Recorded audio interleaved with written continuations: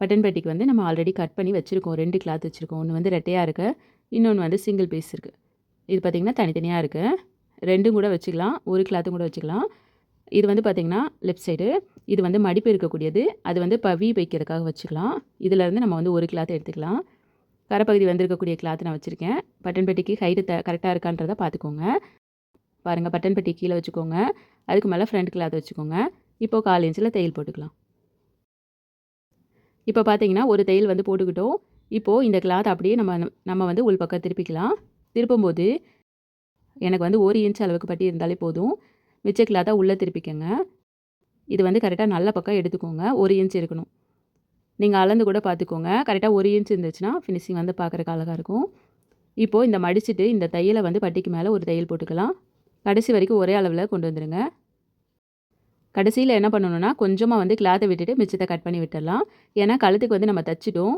அதனால் அந்த இடத்துல வந்து ஃபினிஷிங் வரணும். இந்த கிளாத்தை அப்படியே உள் பக்கம் மடித்து விட்டுடலாம். கரெக்டாக ஈவனாக இருக்க மாதிரி மடித்து விட்டுட்டு கரெக்டாக தையல் போட்டுக்கோங்க.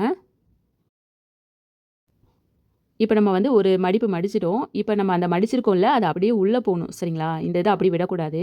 இதை அப்படியே நம்ம உள்ளே மடித்து தையல் போடணும். அப்போ தான் நம்ம ஊக்கு கோர்க்கறதுக்கு ஈஸியாக இருக்கும்.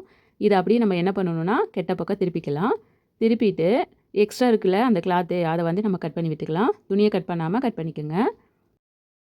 எவ்வளோ கிளாத் உங்களுக்கு எக்ஸ்ட்ரா இருக்கோ அதை வந்து கட் பண்ணி விட்டுட்டு, இப்போ நம்ம அந்த பட்டியை வந்து உள்பக்கம் மடிச்சிக்கலாம். துணி மேலே வரைக்கும் இருக்கா அப்படிங்கிறத பாருங்கள். ஏன்னா அந்த இடத்துல நம்ம ஃபஸ்ட்டு கொக்கி மாட்டுவோம் இல்லையா, அதுதான் இது. இப்போது நம்ம அந்த பட்டன் பெட்டியோட ஓரத்தில் தையல் போட்டுக்கலாம்.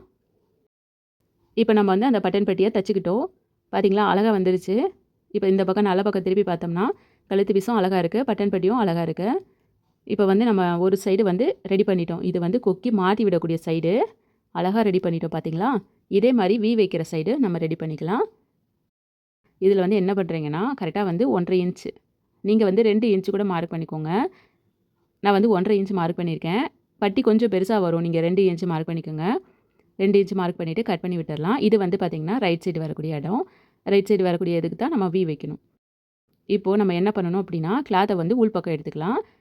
அந்த வெட்டு இருக்கக்கூடிய பகுதி கிட்டத்தில் கொஞ்சம் துணியை விட்டுட்டு வச்சுக்கலாம். இது வந்து நல்ல பக்கம் போகும். அதனால் உள்ளே வச்சு தான் நம்ம வெளியே திருப்பணும். இப்போது அந்த 1/4 இன்ச்சு ஓரத்தில் தையல் போட்டுக்கலாம். கீழே இருக்கக்கூடிய அந்த கிளாத்தை கொஞ்சமாக மடித்து விட்டு ஃபினிஷிங் பண்ணி தையல் வெளியில் எடுத்துக்கோங்க. கிளாத்தை வந்து அப்படி திருப்பும்போது நம்மளுக்கு வந்து அந்த வி வைக்கிறதுக்கான பட்டி வந்து கிடச்சிரும். இப்போ கொஞ்சம் கிளாத்தை விட்டுட்டு மிச்சத்தை கட் பண்ணி விட்டுடலாம். இப்போது அந்த எட்ஜ் இருக்குது பாருங்கள், அதை வந்து லைட்டாக மடித்து விட்டுக்கலாம். மடிச்சுட்டு இன்னொரு தடவை பட்டி மடிச்சுக்கலாம். இந்த பட்டி மடிக்கும் போது அந்த தையலை மறைக்கிற மாதிரி இருந்தாலே போதும். இப்போ இந்த இடத்துல வந்து வி வரப்போகுது. தையலை வந்து நடுவுலேயே போட்டுக்கலாம். ஐ கட்டுறதுனால கட்டிக்கலாம், வி வைக்கிறதுனால வச்சுக்கலாம். வி வைக்கிறதுக்கு கேப் வேணும், அதனால் கேப் விட்டுருக்கோம்.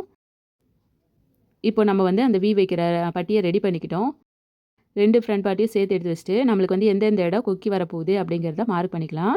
ஒரு ப்ளவுஸுக்கு 5 கொக்கியிலேருந்து 6 கொக்கி வர அளவுக்கு மார்க் பண்ணிக்கலாம். பட்டியோட எக்ஸ்ட்ரா கிளாத்தை கட் பண்ணிக்கோங்க. 2 பட்டியுமே நம்மளுக்கு வந்து இப்போ சமமாக இருக்குது. இப்போது நம்ம அந்த பட்டன் பட்டி வரதில் அதில் வந்து நம்ம எத்தனை கொக்கி வரணும் அப்படிங்கிறத மார்க் பண்ணிக்கலாம். எனக்கு வந்து மொத்தம் 6 கொக்கி வருது. கரெக்டாக வந்து நான் மார்க் பண்ணிக்கிறேன். 2த்துலேயும் மார்க் பண்ணிக்கோங்க.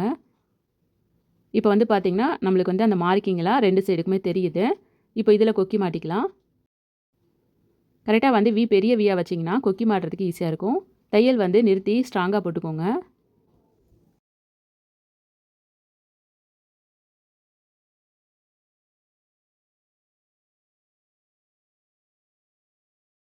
அவ்வளோதான் ஃப்ரெண்ட்ஸ், இப்போ வந்து வி வச்சுட்டோம்.